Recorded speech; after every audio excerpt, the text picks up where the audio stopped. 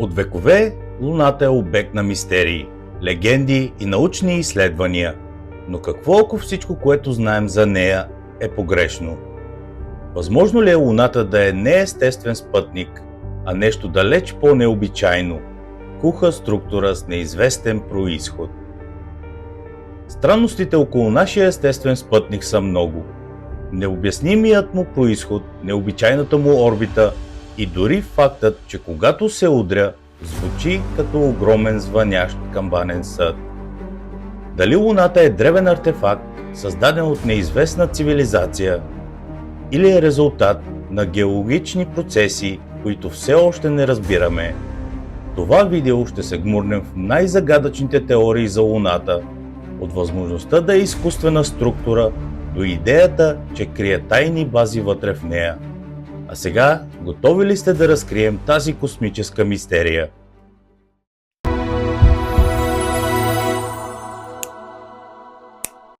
Първата теория е за гигантския сблъсък. Това е най-широко приетата научна теория.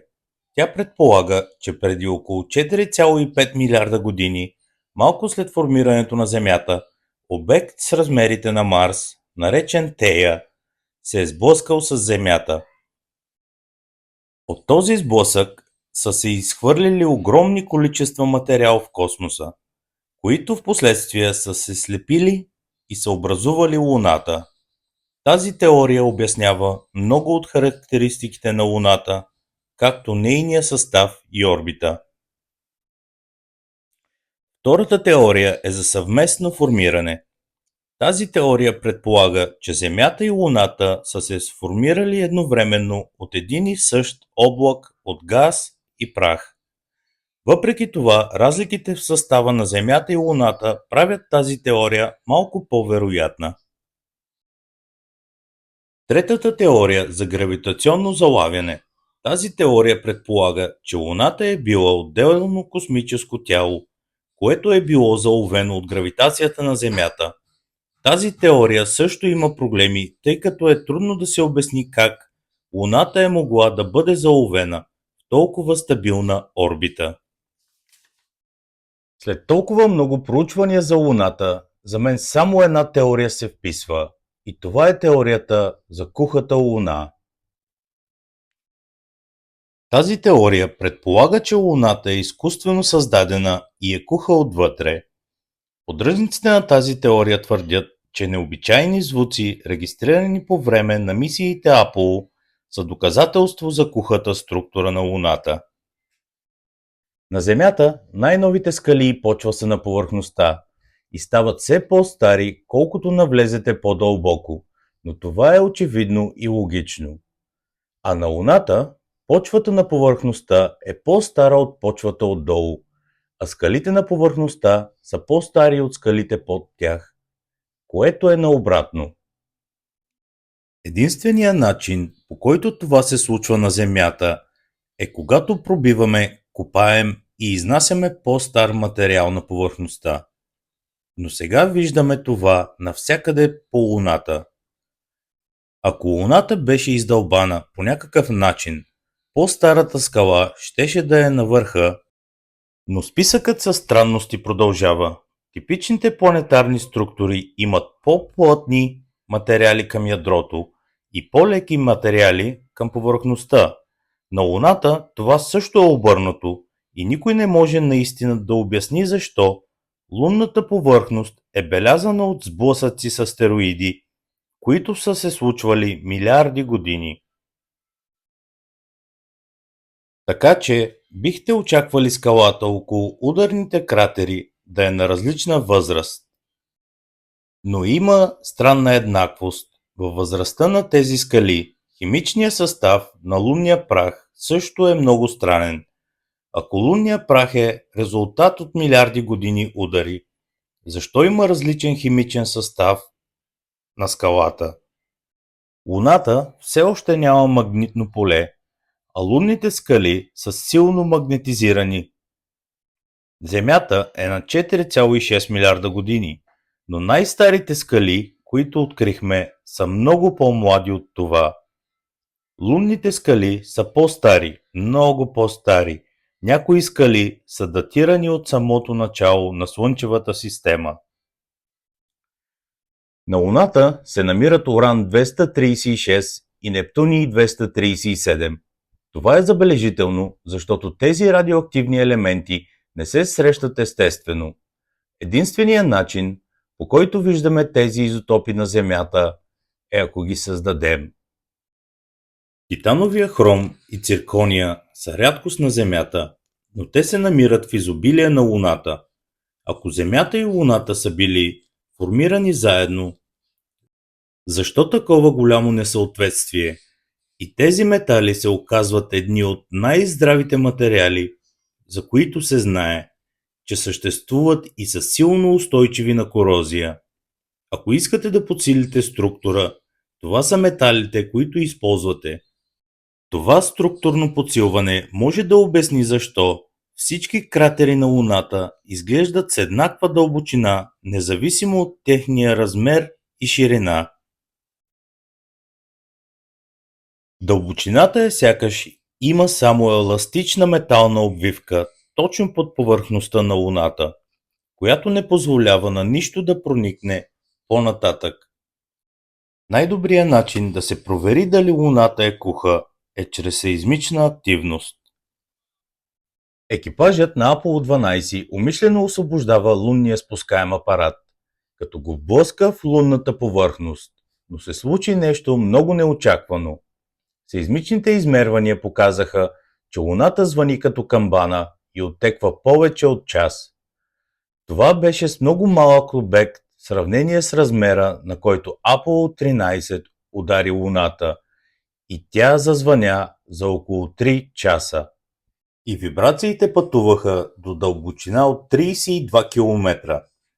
Това не се случва на Земята. Вибрациите продължават само няколко минути поради плътността на Земята. И на Земята вибрациите се забавят, докато се придвижват към центъра на Земята, където материалът е по-плътен, но вибрациите на Луната всъщност стават по-бързи и около 65 км надолу, което показва, че вътрешността на Луната е не само по-малко плътна, но и може би има голяма кухина. Луната е около 1/4 от размера на Земята, но е само около 1% от плътността на Земята. Ако Луната е куха черупка, това би обяснило, че освен проблема с плътността, Луната има и много характеристики и съвпадения, които не виждаме никъде другаде. Луната всъщност прилича повече на планета, отколкото на Луна с размер 1/4 от размера на Земята. Никой друг обект в Слънчевата система няма толкова голяма Луна, но това не се случва никъде другаде, освен в нашата Слънчева система. Или в която и да е друга Слънчева система. Лунната орбита е много по-близо, отколкото би трябвало, което също е мистерия. Това е единственият обект, който някога сме наблюдавали с почти съвършена кръгла орбита. Ние също не виждаме това никъде другаде поради тази почти перфектна орбита и нейния размер и разстояние от Земята. Луната изглежда в небето като почти същия размер, като Слънцето. Това, което ни позволява да имаме затъмнение. Нашето разстояние до Слънцето е 400 пъти нашето разстояние до Луната. Размерът на Слънцето е 400 пъти по-голямо от размера на Луната. Може ли това да е съвпадение? През годините изследователите са забелязали необичайни форми на лунната повърхност. Някои снимки, направени от НАСА, се виждат странни правоъгълни структури, геометрични сенки и дори нещо, което прилича на куполообразна постройка. Един от най-известните случаи е този на обект, наречен лунния обелиск, структура наподобяваща огромен монолит, заснета от Аполо 17. Дали това са просто природни образования или доказателство за древна активност на Луната? Други твърдят, че съществуват снимки, които показват останки от тунели и стени, които не могат да бъдат обяснени с естествени процеси. Ако това е вярно, кой или какво би могло да ги е построило? През 1969 година, когато Нил Армстронг и Бъз Олдрин стъпват на Луната, официалните предавания прекъсват за кратко. Неофициален разговор, който по-късно излиза в публичното пространство, Армстронг казва: "Те са тук, гледат ни, огромни са." Теорията за кухата луна е конспиративна теория, която твърди, че Луната е изкуствено създадена и куха отвътре. Въпреки че е популярна сред някои хора, тя не се подкрепя от научни доказателства. Това е една чудесна теория, но нека да анализираме всичко до тук. Анализът на лунните скали показва, че Луната е много стара, приблизително 4,5 милиарда години. Това подкрепя теорията за гигантския сблъсък, която предполага, че Луната се е формирала в ранната Слънчева система. Съставът на лунните скали дава доказателства за това, че Луната е преминала през период на интензивна вулканична активност. Той също така подкрепя теорията, че Луната се е формирала от материал, изхвърлен през сблъсъка между Земята и друго космическо тяло. Брегчите в лунните скали свидетелстват за интензивно бомбардиране на Луната от метеорити в ранната Слънчева система. Това помага на учените да разберат историята на бомбардиране на цялата Слънчева система. Тъй като Луната е геологически по-неактивна от Земята, нейните скали съдържат информация за състава на много ранната Земя. Наскоро учени са открили частици от земната кора в лунните скали, което дава важна информация за ранната Земя. Лунните скали продължават да бъдат обект на изследване и да ни дават нови прозрения за нашата Луна и за ранната Слънчева система. Сеизмичните измервания, направени по време на мисиите Аполо, показват, че Луната има твърда вътрешна структура, а не куха. Тези измервания показват, че Луната има кора, мантия и ядро, подобно на Земята. Анализът на лунните скали, донесени на Земята, показва, че те са съставени от материали, които са характерни за твърди планетарни тела. Гравитационните измервания на Луната също показват, че тя има маса, която е съвместима с твърда структура. Наистина, Луната крие някои забележителни характеристики, които са породили много въпроси и спекулации. Ето и някои разяснения относно въпросите, които повдигат. Защо кратерите са еднакво дълбоки? Това е по-скоро упростяване. Кратерите на Луната не са всички с еднаква дълбочина, но има тенденция по-големите кратери да имат по-плоски дъна. Това се дължи на няколко фактора. Изостазия. След голям удар лунната кора се издига, запълвайки частично кратера. Вулканична активност. В миналото лунните морета, тъмните равнини, са били запълнени с лава, която е заличила или запълнила по-старите кратери. Ерозия. Въпреки че на Луната няма атмосфера, микрометеорити и температурни промени бавно ерозират повърхността, омекотявайки ръбовете на кратерите и запълвайки ги с прах. А перфектните кръгове се дължат на това, че когато метеорит се сблъска с повърхността на Луната, той се изпарява и експлодира. И тази експлозия остава кръгъл отпечатък, без значение под какъв ъгъл се е сблъскал метеорида. Луната е необичайно голяма в сравнение с размера на Земята. Това е един от аргументите в подкрепа на теорията за гигантския сблъсък. Тази теория обяснява, че Луната се е сформирала от отломки, изхвърлени при сблъсъка на Земята и тяло с размерите на Марс. Този сблъсък е бил толкова мощен, че е изхвърлил достатъчно материал, за да се образува голяма луна. Също така имайте предвид, че по-големите газови гиганти имат много по-големи луни. Това е забележително съвпадение. Луната е около 400 пъти по-малка от Слънцето, но също така е около 400 пъти по-близо до Земята. Това означава, че двете тела изглеждат с еднакъв размер на небето, което позволява пълни слънчеви затъмнения. Но това съвпадение е временно. Луната бавно се отдалечава от Земята, така че в далечно бъдеще пълните слънчеви затъмнения вече няма да са възможни. Митовете са често символични и могат да бъдат тълкувани по различен начин.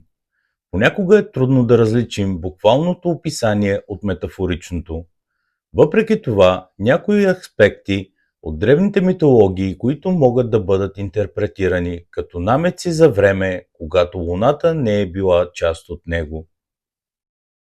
Много митологии разказват за произхода на Луната, което само по себе си предполага, че е имало време, когато тя не е съществувала.